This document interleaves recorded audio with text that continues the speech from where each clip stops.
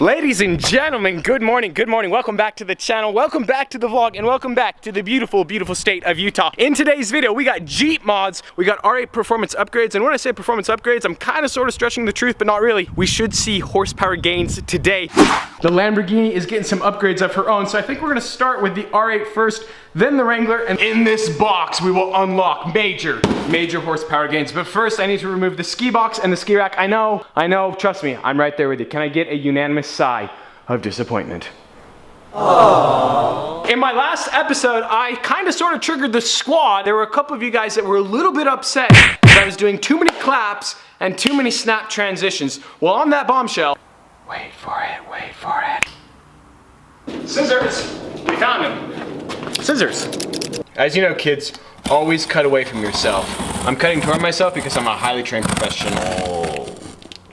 I don't want you guys getting too excited. Like I said, yes, we should see horsepower gains, but it's not a supercharger. Trust me, if anybody wishes it was a supercharger, it'd be me. Dun dun dun dun. The K&N high flow air filter. Like I said, I know.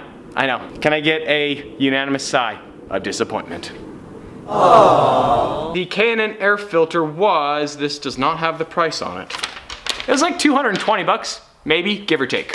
I'm not sure how much to give or take though, but it was right around 220. We have the carbon airbox cover right here. We gotta remove this to access the old air filters, and then we can install the new one, designed to increase horsepower and acceleration. For the first time ever on the channel, yes, this is a how-to video, because I'm pretty sure I can't mess this up. We have a T25 torque spit.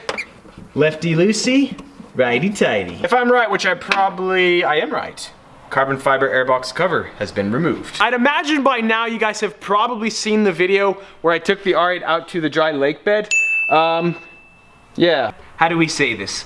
The air filters, I've gotten my money's worth. I'm quickly realizing this is a terrible how-to video, so we need to disconnect these sensors. I'm pretty sure this is the mass airflow sensor. That could be right, probably wrong. We also need to disconnect this hose. This is not going quite to plan. Earlier on in the vlog, I was being a bit sarcastic about horsepower gains, but after seeing the old filter and comparing it to this one, we probably will. Also, we got carbon fiber, so that's cool too. Take a moment to appreciate the beauty of clean air, because when they're gone, they're gone. 15 minutes later, the new air filters have been installed, but effectively, I can't actually drive the Audi R8 because, as you saw in my last episode, my tires, how do we say this? They have reached the end of their effective life. Now, I have new tires on order. They should be here next week. We're gonna start up the R8, make sure the air filters are good to go. So this is a cold startup on a 2009 straight piped Audi R8 with new air filters.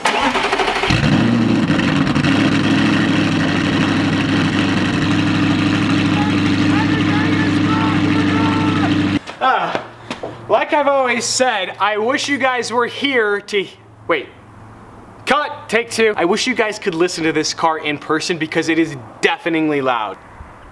Okay guys, so I shouldn't do this, but as always, we're gonna do it for the vlog. It's kind of like a poverty spec LeBron James, so here we go. We are making upgrades. Well, I may be a poverty spec LeBron James, but I can still make it rain. I also am good at keeping track of the score, so sorry JR, sorry Cleveland fans, but had to be done. It is finally summertime in the beautiful state of Utah. It should hit around 95 degrees today. Jeep Nation, today is your day. We are gonna remove the hardtop from the Wrangler for the remainder of the summer. Now to do that, I need to remove the light bar, that rack, as well as the external cage. First step, we need to disconnect the light bar. The tentative plan is to run the summer without the light bar because we're not gonna have this rack. Oh, that kind of explains why. We're good.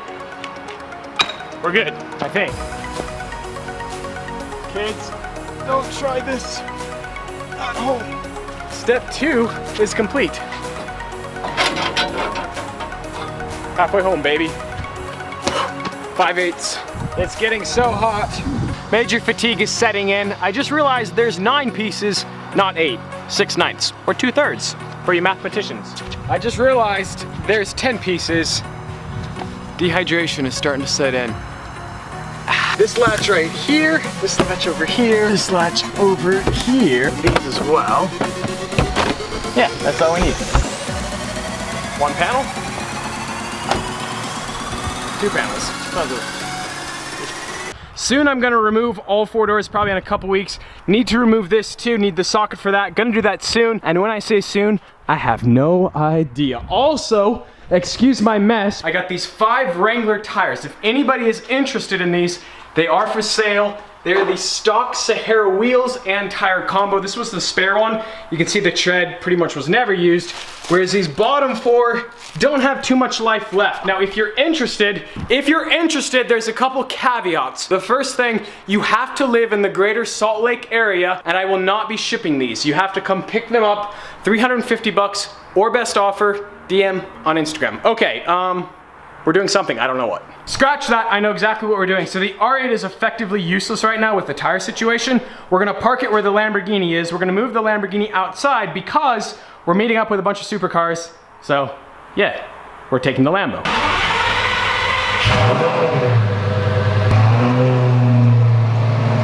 don't know what happened to the peace and quiet we used to have. Ah yes, there's nothing like 12 miles to the gallon.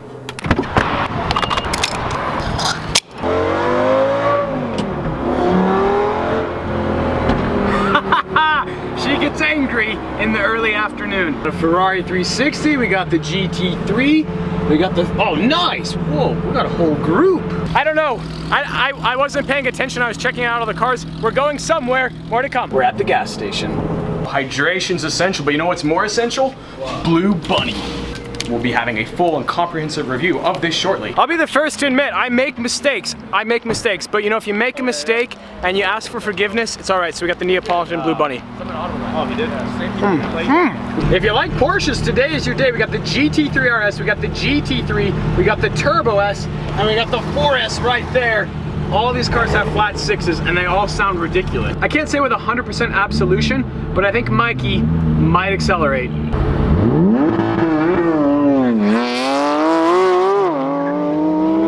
Never, ever, ever, ever move to Utah because, well, you know, it just, yeah, we want it all to ourselves. Check that out. Man, I don't know where we're headed, but we're headed that way or that way.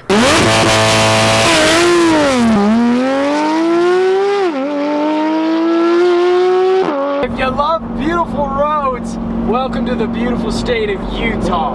Are you kidding me? Look at that Gallardo, it looks so killer.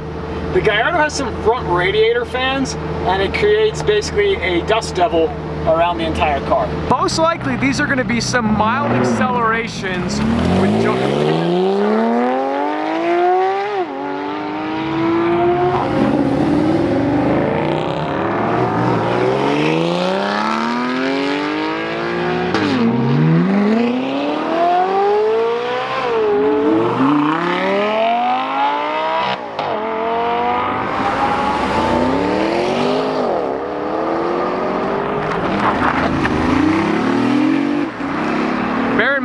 all of those were accelerations from 0 to 35 miles per hour. There's something so iconic about a 360 next to a first-gen Gallardo. We got views on views. We still need to install the backup camera on the Lamborghini, but first we're gonna have a short little Q&A regarding the rentability of the Audi R8 on TURO. I've been getting a ton of questions from you guys asking, is the car even still available for rent? How much money have I made renting it out? Has it been a failure? Has it been a success? So there's been 2 main drawbacks to renting out this car on TURO. Kind of talked about this in a vlog, I don't know, a couple months ago. Because of TURO's insurance policy and terms and conditions, any car valued over $55,000, you have to be 30 years or older to rent it out. Pretty much my entire target demographic is 29 and younger. And then the second issue is that it's been super inconvenient renting out this car. Obviously I travel a ton, and every single time somebody wants to rent out this car, I'm usually out of town. Like the first time I rented it out, I was in Switzerland, so I had my roommate Nick take the car to the airport, drop it off, and then when they were done, go back to the airport and pick it up. So I paid him $100. That obviously hurts my profit margins a ton. The other issue is that most of the people who want to rent out this car are coming from out of town, so they're flying into the airport, which means I have to drive this car to the airport, drop it off, then Uber back home, and then when they're done with it, I Uber back to the airport and then drive the car home. Now each Uber ride is roughly $35 to $45. Once again, my profit margins are being killed by these Uber rides. I rent out the car for $325 a day with a 2-day minimum, so $650, but then TURO, they take roughly $150, so my take-home pay from TURO is $500, but then I have those Uber rides, which drop at another like $80 to $90, leaving me with around $400 to rent out this car, which is valued at roughly $65,000 to $70,000 for 400 bucks. It just hasn't really been worth it. Now, of course, I could raise the rates that I rent out this car on TURO. Like I could raise it to like $400 or $500 a day, but there are other Audi R8s on TURO in Salt Lake City, Utah that are at $300 a day. So as much as I like to think that a ski box and a light bar makes this car more exciting to rent out, effectively, if I raise the rates, I would never rent out the car. So that's not really a great option as well. So yes, the car is still available to rent on TURO. I think that if I lived closer to the airport, if I didn't travel at all, renting out your car on TURO would be awesome. It'd be a great way to make some extra income or like make the payments on the car. But for me personally, it just hasn't really worked out very well. So I've rented out this car only 3 times for a grand total of $1,120.50. I haven't made a ton of money. I'm not gonna call it a failure. I'm not gonna call it a success either. Obviously, I bought this car for many, many reasons. One of them was to rent it out on TURO.